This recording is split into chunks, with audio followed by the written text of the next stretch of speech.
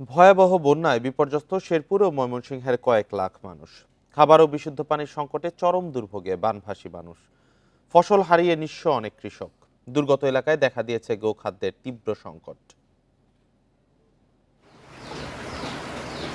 ১৯৮৮ সালের পর এমন ভয়াবহ বন্যা দেখেছে শেরপুরের মানুষ। বাড়িঘর, রাস্তাঘাট ও ফসলের মাঠ তলিয়ে যাওয়ায় চরম দুর্ভোগে ৫ উপজেলার ২ লাখ বাসিন্দা। বাড়িঘরে পানি ওঠায় দেখা দিয়েছে খাবার ও বিশুদ্ধ পানির সংকট। বন্যার ৪ দিন পার হলেও এখনও ত্রাণ না পাওয়ার অভিযোগ বানভাসী মানুষের। পানি বিতরণ কম, মানে পানির মধ্যে মানুষ হাহাকার করতেছে, বাড়ি ঘরে কোনো কেউ যাইতে পারতেছে না। বন্যায় চারণভূমি ডুবে থাকায় দেখা দিয়েছে গোখাদ্যের চরম সংকট। রাস্তাঘাট শুয়ে থাকতেছি, সারা বয়ে থাকি, দিন রাতে ঘুম যাইন লাগে, গরুর খাওয়ানো লাগে, খাওয়া দাওয়া আমরা কিছু পাই না। ছিল আমন ধান সব পানি নিচে, এখন আমরা নিজেরাই খাবো কি গরুর কি খাওয়াবো এই চিন্তিত পারছি না। ময়মনসিংহের হালুয়াঘাট, ধোবাউড়া ও ফুলপুর উপজেলায় ৪৩,০০০ হেক্টর জমির ধান এখন পানির নিচে। ফসল হারিয়ে নিঃস্ব অনেক কৃষক। ভেসে গেছে ১০,৭৫১টি মাছের ঘের। ৪০ একরের একটা প্রজেক্ট আছে মাছের, এটা পুরাটাই তলে গেছে। এত পরিমাণ ক্ষতি হয়েছে, বন্ধের ধান নষ্ট হয়েছে, কৃষি জমি নষ্ট হয়েছে। ক্ষয়ক্ষতি নিরূপণ করে কৃষকদের সহযোগিতার আশ্বাস কৃষি বিভাগের।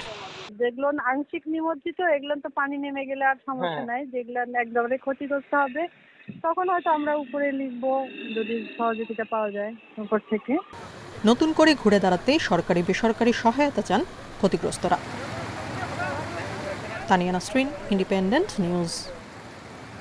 এবার বন্যা পরিস্থিতি নিয়ে আরো জানাতে শেরপুর ও কুড়িগ্রাম থেকে যুক্ত হয়েছেন সহকর্মীরা। শুরুতেই শেরপুর থেকে জানাবেন সহকর্মী সাইমুম সাব্বির শোভন। শোভন, বন্যা পরিস্থিতি এখন কোন পর্যায়ে আছে? পানি কি বাড়তির দিকে নাকি কমের দিকে যাচ্ছে? আর একটা বিশাল পরিমাণ মানুষ পানিবন্দী রয়েছেন, তো সেক্ষেত্রে তাদের সাহায্যার্থে প্রশাসনের কি উদ্যোগ দেখতে পাচ্ছেন?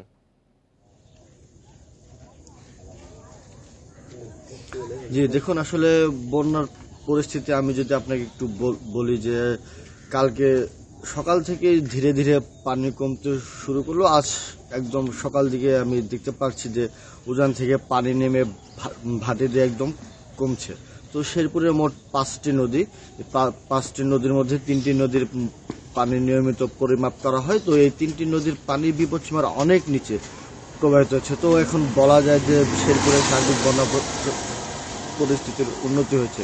আর ত্রাণের বিষয়ে জেলা প্রশাসকের সাথে আমার কথা হচ্ছে, তারা ইতিমধ্যে গতকাল 10,000 প্যাকেট শুকনো খাবার বানভাসীদের মাঝে দিয়েছেন। তো 25,000 প্যাকেট খাবারের চাহিদা পাঠিয়েছেন মন্ত্রণালয়, সেটি থেকে 5,000 প্যাকেটের বরাদ্দ এসেছে। এটি 2-1 দিনের মধ্যেই আসবে। আর ত্রাণের বিষয় হচ্ছে যে শুধু সরকারি সহায়তা নয়, বিভিন্ন সামাজিক সংগঠন, বিএনপি সহ আশেপাশে জামালপুর, ঢাকা থেকে অনেক ত্রাণ আসছে। তো ত্রাণ বিতরণের ক্ষেত্রে সবচেয়ে বেশি যে সমস্যার মুখোমুখি হতে হচ্ছে এটি হচ্ছে নৌযান।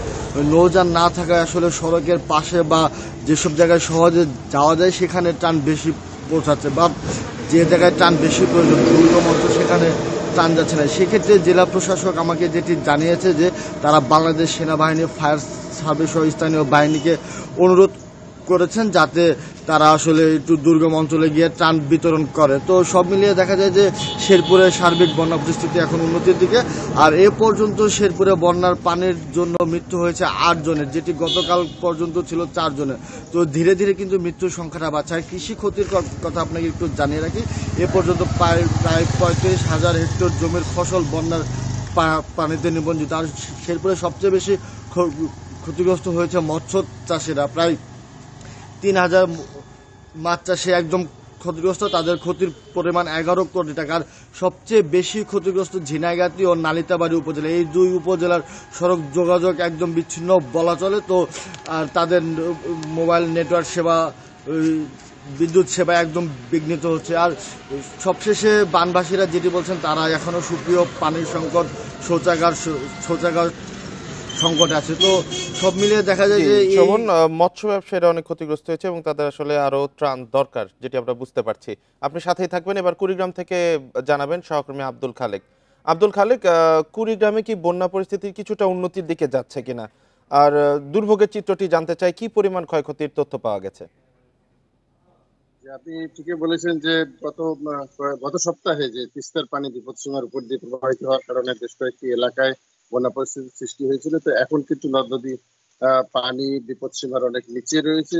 তবে গত কয়েকদিনে গত দুদিন ধরে যে 321 মিলিমিটার বৃষ্টিপাত হয়েছে, সে কারণে কিন্তু নদ নদীর পানি কিছুটা বেড়েছিল। তবে পানি উন্নয়ন বোর্ড বলছে যে পানি খুব বেশি বাড়বে না বা বন্যা পরিস্থিতি সৃষ্টি হওয়ার মতো কোনো অবস্থা নেই। তবে বিভিন্ন জায়গায় কিন্তু জলাবদ্ধতা তৈরি হয়েছে। সেই জলাবদ্ধতার কারণে বেশ কিছু আমন ক্ষেত এবং সবজি ক্ষেত কিন্তু এখনো পানিতে নিমজ্জিত আছে এবং কিছু কিছু ঘর বাড়িও আমরা দেখছি যে পানিতে নিমজ্জিত। পাশাপাশি আপনি জানেন যে শেরপুর এবং জামালপুর যে বন্যা সৃষ্টি হয়েছে, সেখানে যে মেঘালয় সীমান্তে ঝিঞ্জিরাম নদী আছে, ঝিঞ্জিরাম নদী দিয়ে পানি প্রবাহিত হয়েছে। পাহাড়ি ঢল এসে দুকুল, উপসি, রৌমারী এবং রাজীবপুর উপজেলার প্রায় 25টি গ্রাম কিন্তু জলমগ্ন হয়ে পড়েছে এবং এই এলাকার বেশিরভাগই আবাদি জমি রয়েছে, আমন ক্ষেত রয়েছে, সেগুলি কিন্তু এখনো পানিতে নিমজ্জিত রয়েছে। তবে প্রশাসন বলছে যে তারা পরিস্থিতি নিয়ন্ত্রণে আনার জন্য এবং ত্রাণ সহায়তা দেওয়ার জন্য ইতিমধ্যে ব্যবস্থা নিয়েছে। আপনাকে আরেকটি বিষয় জানিয়ে রাখি যে সরকারিভাবে এখন পর্যন্ত আমরা যতটুকু খবর পেয়েছি যে 1000 শুকনো খাবার বিভিন্ন এলাকায় বিতরণ হয়েছে। এর পাশাপাশি বৈষম্য বিরোধী ছাত্র আন্দোলন ঢাকা থেকে টিম এসে 54 লক্ষ টাকার ত্রাণ বিভিন্ন 9টি উপজেলায় পর্যায়ক্রমে তারা কিন্তু বিতরণ করছে এবং তারা নিজেরাই কিন্তু এই ক্ষতিগ্রস্তদের তালিকা তৈরি করছে। তো সব মিলে এখন যদি বৃষ্টিপাত না হয় তাহলে হয়তো পরিস্থিতির উন্নতি হবে। তবে অনেকদিন ধরে এই আমন ক্ষেত এবং বেশ কিছু ফসল জলামগ্ন থাকার কারণে কৃষকরা আশঙ্কা করছেন যে এইসব ফসল নষ্ট হওয়ার একটি আশঙ্কা তারা করছে।